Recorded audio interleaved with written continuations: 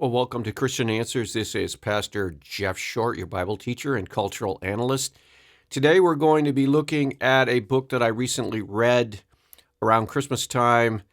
It is called Benedict the XVI, The Last Testament in his own words. So this is supposedly his last testament, and it's supposed to be his thoughts at the final end of his life. He died in the December, I believe it was 2022. And so this book is a couple years old. And it's basically a summary of what he believes and what he taught. And I appreciated it, this pope, above all the different popes that have been alive during my lifetime, even above John Paul II, because this pope actually tried to explain the Christian faith, specifically his Catholic faith. As a Protestant, I disagree with him on many points, of course, but I do appreciate his approach, and that was that he never shied away from trying to explain the faith. And so I'm just going to go through some of the places I've underlined in this book and then talk about them because they're very, very interesting. That's what I've always appreciated with all of his books that he's put out. He's basically authored just dozens and dozens of books, but I've been able to read 6 or 7 of them, mostly in the form of question and answered by the same author here, Peter Seewald, and he's done a great job in asking questions. So let's jump into it and see what we can discover here. One of the quotes, driven by the dramatic human struggle to scrutinize the truth of the faith. So that kind of summarized his life. He was driven by a urge to understand Christianity, not just to be a part of the church and not just be a part of the faith community, but to actually understand the faith. And that drove him to read and to try to articulate the faith better and better. And that's what we need today. We need, here's another quote, a new intelligence for recognizing and articulating the mysteries of the faith. His specialty was the ability to unravel complicated issues. And that is what I really appreciated from Pope Benedict XVI. Again, even though I'm not Catholic, even though I would disagree with him on many of the specifics of the Catholic faith, specifically, for example, the Marian dogmas and so forth, his articulation of our common faith, the basics of Christianity, is great. And I really appreciated his books on these subjects, and we need more of that in the Christian church. We need more of the depth because we have a lot of superficiality in the Christian church. Unfortunately, evangelicalism, I would identify as an evangelical Bible-believing Christian. There is a lot of superficiality in the Christian church, especially from the more modern aspects of the Christian faith, the seeker-driven model, the contemporary model churches.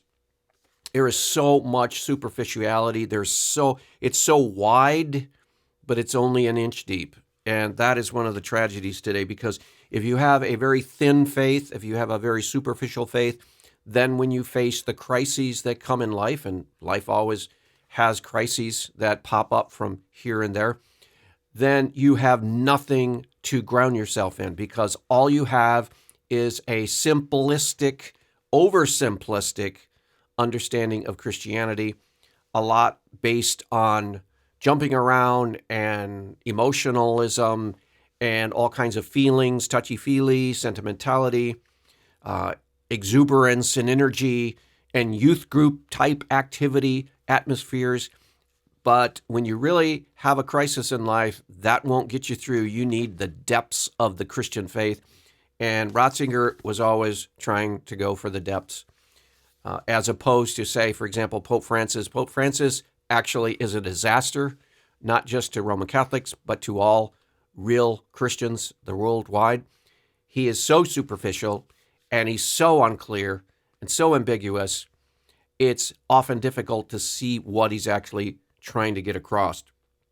Another quote here in Pope Benedict XVI's book, the insanity of a world without God creating a new man which ended in terror and apocalyptic devastation. So he's talking about the different isms of the 20th century. like communism, Nazism, and the attempt by secular, humanistic, atheistic-leaning, agnostic, unbeliever, skeptical people to try to create a humanistic paradise on earth. And the only place that got us is the death camps and the gulag and all of the totalitarian nightmare that we've seen, especially in the 20th century. So the attempt to build a society based on only human reason and human principles is a disaster. And Pope Benedict was very, very clear in pointing that out. I wish others would continue on with that clarity, but we'll wait for that. It says the Second Vatican Council, which seeks to bring the church into the modern world. The Second Vatican was an attempt by the Roman Catholic Church to try to update its faith, to try to be relevant and speak to the modern world on its own terms. And Ratzinger saw what happened after Vatican II, and what basically happened was the leftist liberals hijacked Vatican II to try to secularize Christianity, to try to liberalize Christianity. And so he fought against that, even though initially he was a part of that movement, the liberal. He was more of a liberal-leaning person, but then he saw the dangers of what Vatican II opened, the liberalizing, the secularizing of Christianity, and then he began to identify more with a traditional understanding of the Christian faith, and that's how he died. It says, the extinguishing of a Christian conscience is causing the crisis, the lukewarmness to prayer and worship, the neglect of mission.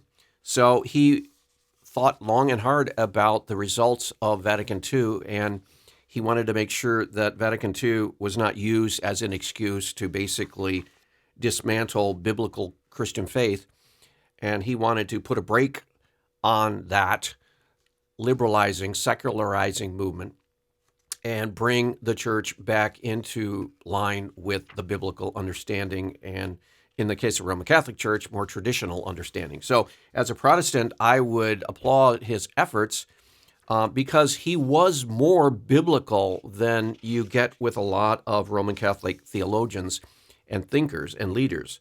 He actually made an effort to try to go back to what he would call the source, which is the Bible, the fountain, the font of the faith, and he consciously was trying to be biblical within the Roman Catholic system. You have to realize that in the Roman Catholic Church, it's not just sola scriptura, it's mostly sola ecclesia. It is the church, and then you have the Bible and you have tradition. But what determines what the Bible says and what determines is accurate tradition? The church. So the church actually has the last word. That is that organization, that entity called the Roman Catholic Church. So that is what I would disagree with him. He fought long and hard for the Bible, tradition, and the magisterium. And I would say Bible alone is the only safeguard from error. But it is interesting to see how he articulates things because he's always very clear in what he shows. One of the quotes here is, to show what faith means in the contemporary world, and further to highlight the centrality of faith in God and give people the courage to have faith, courage to live concretely in the world with faith. So he wanted to try to show the relevancy of Christianity, not by watering it down, not by trying to be hip and cool, but he wanted to show the relevancy of Christian faith by deeply probing the faith and trying to more understand it and apply it in the world today. So instead of just riding the emotional waves that we see a lot of times people do in the church work today, especially, for example, the modern evangelical world is riding waves of popularity. They see a trend in the culture, and so they want to jump on that wave like a surfboard, and they want to ride that popularity and then draw people into the church, whether it's a certain style of music, whether it's a certain style of presentation, whether it's this trend or that trend. A lot of evangelicals want to jump on the wagon, get into the trendy crowd, draw people in on Sunday morning, so you have thousands of people there on Sunday morning, but then basically leave it at that. The idea is not to go much deeper, even though, a lot of churches say, well, we're going to have small groups and we're going to encourage people to get together. Still, the emphasis is on the fellowship. The emphasis is on connecting people with each other in relationship building. But is it really going deep into the Bible and trying to apply the Christian faith consistently to the world that we live in and to our lives? No. It's more presentation rather than digging deep into the Word of God. And that needs to be corrected. We need to open up conversations about everything, show the world that Christianity has something to say about everything, and apply the faith accurately. Now, one of the comments was, how can you bear the weight of such an office like the Pope? And he answers, but I knew that God had put me in this place so he would not let me fall. When I read that, I thought, well, is it so much that God put you in that place, or is it more of a case that the Roman Catholic system has an office called the Pope, and the system put you in that place, and then you found that that position and that office is crushing to the whole human spirit, because it actually isn't a legitimate office, because God didn't actually legitimately institute it. Because if you look in the Bible, there is no such office as the Pope. So he felt that God had put him in the office of the Pope, and that God would then therefore give him the strength and the courage to fulfill his office. But I would say, no, the Roman Catholic system and the theology of the Roman Catholic Church and its traditional understanding of what a pope is, it puts you in that position to be in the papal office. And then that office almost crushed him. And then it's interesting to see how he reacts to the weight of that papal office. And he says that, here we go. He talks about the fact that he realized that he just could not go on. In one of the chapters called number 2, Resignation, he realized that he just could not go on. Here's what he says. But I knew that I could no longer manage it, that is, being Pope. And I can understand how he could say that, because here you're trying to fulfill an office that is not established in the Bible. It is an unreasonable office. It is not fair to put that much weight on any one individual. The New Testament doesn't teach us to do that.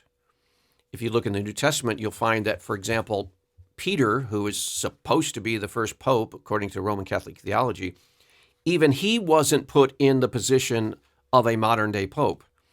Because, for example, in the Jerusalem Council, it was not Peter who was presiding over that meeting, and it was not Peter who was pronouncing the verdict on the decision that was at hand. It was James. So who is James? Well, he's not the pope according to the Roman Catholic traditional understanding. Peter is the pope, but yet Peter was not having to bear the weight of this monumental decision at the Jerusalem Council. So there is no office of pope in the Bible. And so it's a development, it's a theological and historical development within Roman Catholicism. If you go to the Eastern Orthodox branch of Christianity, they will also argue against the Pope as being infallible and this great big office that has been developed over the centuries. And what has happened is Joseph Cardinal Ratzinger, or Pope Benedict XVI, felt that the weight of that office was such that it says here, but I knew that I could no longer manage it. Now, I would say that the office is not fair to be placed on any one man. It's not something given by God. It's something given by a system, a religious system, a theological system, a historical development system in the Roman Catholic Church. And so probably Roman Catholics are going to have to rethink the office of the Pope, because it looks like even Pope Francis might be resigning. So you're going to be having a tradition now develop in the Roman Catholic Church where popes, when they get too tired or too old, they're going to have to resign and hand it off to a younger man. But in the case of Benedict XVI, he said that he could no longer manage it. But I would argue, when I read this line that he said, I would argue that doing nothing sometimes is better than doing something wrong. And so by resigning and handing the church, Roman Catholic Church, over to Pope Francis, I would say that pontificate of Francis has been a total disaster. And it's been very divisive. It's been very harmful. It is leading the Roman Catholic Church into liberalism. It's leading Roman Catholic Church into a worldliness and into a pagan secularism. And so it would have been better for Pope Benedict to just sit in his papal office as Pope and essentially do nothing for the past 10 years, rather than have an activist Pope Francis running around confusing everyone with his ambiguous statements and actually leading the church in the wrong direction. So I've heard commentators say this about Washington, D.C., that whenever there's gridlock in Washington, D.C., that's a good thing. That's a good thing, because that means that somebody is not messing up the system and messing up things worse than it's already messed up. So there is something to be said for not breaking something. Even if a person is doing nothing but sitting at a desk all day long, at least he's not screwing up something worse than it already is. Now, with Pope Benedict, he actually lived 10 years more than he thought he would live, or close to 10 years longer than he thought he could live. Now, what would have happened if Pope Benedict, like I said, had just said, okay, I'm the Pope and I'm going to stay the Pope until I die. I'm not going to be traveling. I'm not going to be seeing all kinds of people. I'm not going to be taking audiences, as they call them, people visiting the Vatican all the time, dignitaries, heads of state, all kinds. He's not going to take on all these big responsibilities. All he's going to do is sit in his office and read books and write theology and pray and try to keep his health together and essentially do nothing of any substance, okay? That would have been better for the Roman Catholic Church and actually for the Christian world in general than what Pope Francis and the confusion and the chaos that he has sown, the division in the church. It would have been better if Benedict had just sat in his chair, in his office, gone in and gone to lunch at 12 noon and then gone back to his apartment and read the rest of the evening and just had a schedule like that, than to have this Pope Francis running around sowing division and heresy and leading the church astray. So he said, Pope Benedict said, that he could not manage it anymore. But I would contend it's been mismanaged by a more energetic Pope Francis, and it would have been better if the tired and less energetic and worn out Benedict had just stayed on the job for another 10 years or 9 or 10 years, because we'd be in a lot better place than we are today. And plus, if he wanted to retire and write down his thoughts in books and things like that, that was his gift. So that would have blessed the world more than the Francis years. And we're still in the middle of the Francis years. So that was an interesting quote that he made, that he felt he could not manage the job anymore. But I would contend that it would have been a lot better if he had stayed on the job, even if he didn't do anything else, but just be there to keep someone like a Francis from taking his place. Now, there's a part in this book where it talks about his response to Pope Francis. And the author, Peter Seewald, is pressing him on that. And he's saying, for example, he says, did you have any inkling of who your successor might be? And he answers, he says, no, I did not at all. And again, the question, no hunch, no suspicion? No, he says. And then Peter Seewald comes back and he says, well, wasn't Bergoglio the runner-up during the conclave that elected you as Pope? Yes, he was. Well, didn't you think that maybe that second place finisher might be the next Pope if you resign? And then Benedict XVI says, no, I felt that his time had passed. And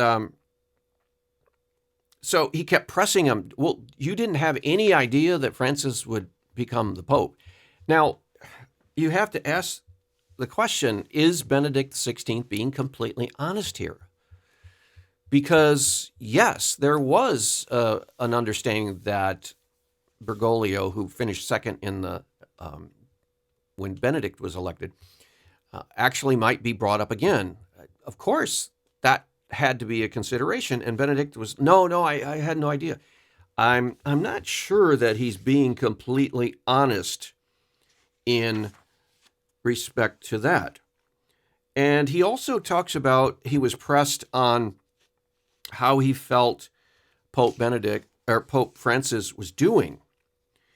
And he gave some really strange